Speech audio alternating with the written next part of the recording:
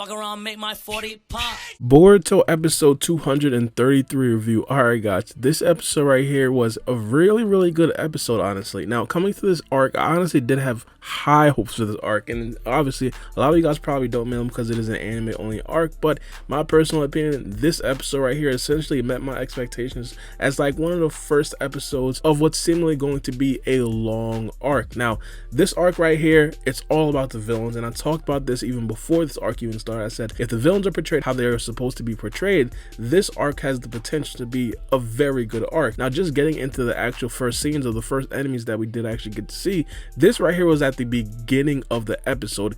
It looked great. The background and setting was dark. The overall big villain that we did actually get to see garnered respect from everybody that was around him, except for, of course, that one fat guy. But he seemed like he is absolutely legit. And of course, we see by the preview, he is going to be in the next episode as well. So he does make contact with Boruto and Kaguya. So I personally believe just the start of this episode really had me interested. Now, not only that, they also introduced another big enemy in this episode as well. They introduced someone in the actual prison that Kaguya is actually monitoring. He's actually the warden, but we'll get into that a little bit later. This right here is very good. This is very good for a couple of reasons. I think the biggest one is the fact that Kaguya is telling Boruto that this guy is actually dangerous, and it's even bigger mainly because Kaguya is a character that we know for a fact is actually strong. I mean, I don't necessarily like to poke fun at any weak characters, but let's say hypothetically a random weak character were to say, hey, this guy is strong, we gotta watch out for him, we wouldn't really care. Let's keep it 1,000. He don't know what you're talking about. He's not P. But since it's Kaguya is actually strong. Kaguya actually knows what it's like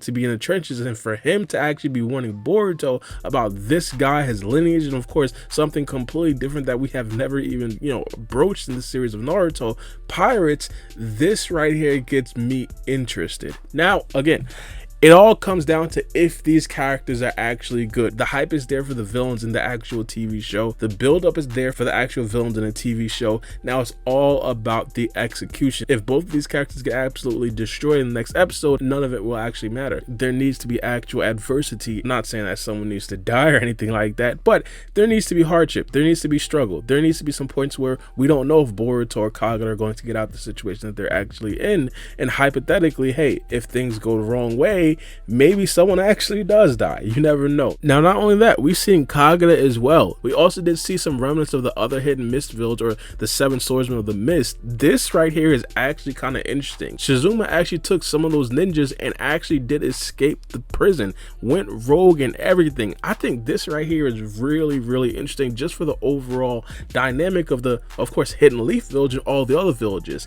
Even to this day, Kaguya doesn't necessarily want to give up on the idea of potentially saving Shizuma and bringing him to the good side, which is a very Naruto and Sasuke situation, but he doesn't necessarily want to give up on that idea just because of the sheer fact that he understands that for the Mist Village to be at optimal levels, for them to be at the strongest and even compete with the village like the Hidden Cloud Village, let alone the Hidden Leaf Village, they need everybody to be one. They need everybody to be good. And just from this episode right here, it shows me that the Mist Village, they do honestly have a lot of talent. Shizuma with the fake 7 swordsmen of the mist, the pirates, Kaguya, Chojo, they have some elite ninjas, and I'm pretty damn sure that's probably not the only ones that they do actually have.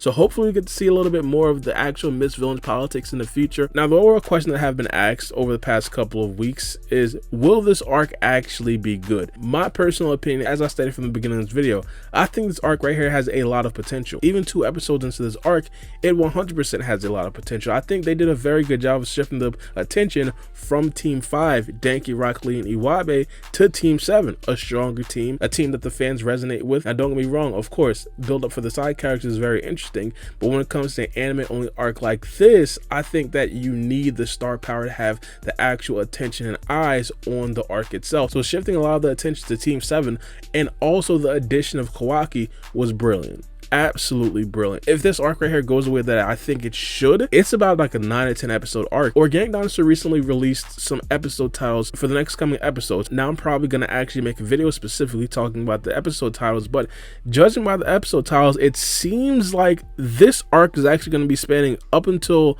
episode 238. I don't think it's going to end right there, but we know it's going to be going through episode 238.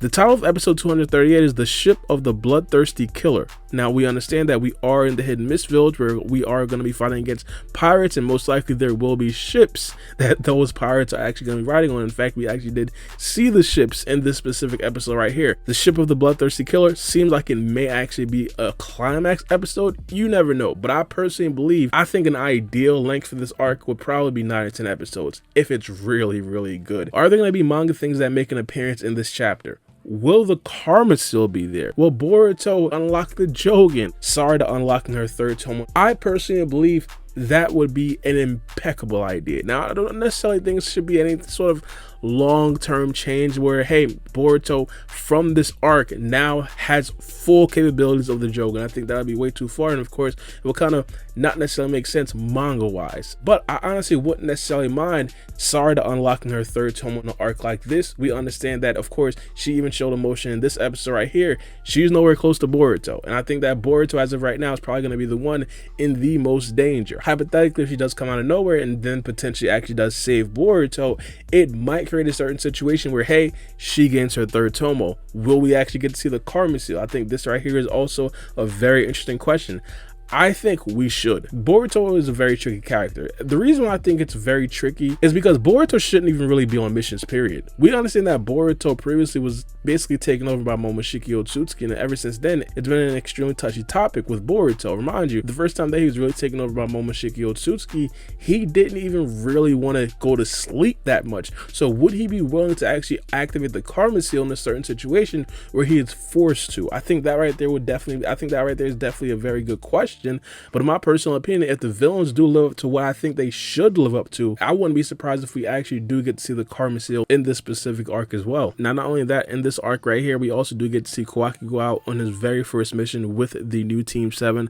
I'm guessing that this right here might be a permanent team. Like, let's keep it 1,000. Kawaki's the only team that he really belongs on is most likely going to be this new Team 7, or hypothetically, there's some brand new Gennings that kind of match his personality. I think that right there would also be kind of interesting as well. Kawaki being like the big older brother to a bunch of young Gennings that kind of think like him. They're kind of like really, really wild as well. And maybe, I don't know, throw a good Jonin on that team as well. I don't know. Maybe throw Kakashi, bring him out of retirement or something. I don't know. But Kawaki being on this mission is definitely very good. Not only for him as a ninja, but also for him seeing other places, seeing other villages, seeing how they do things. Of course, this episode right here, they made a very big deal of Kawaki seeing the ocean for the first time. And of course, he got kind of seasick. I definitely do want to know what you guys think about this in the comment section below. Maybe I'm a little bit skewed. I am a Boruto fan. I'm a fanboy. Do you guys think that this arc is actually going to be good? I might be completely biased in my views. I'm thinking there's a bunch of possibility. Boruto might use his karma seal, Mitsuki might use his sage mode, Sarada might unlock her third tomo. But this episode right here is really, really good. Let me know what you guys think. It's been your boy Bar B, and we out. It's a knife.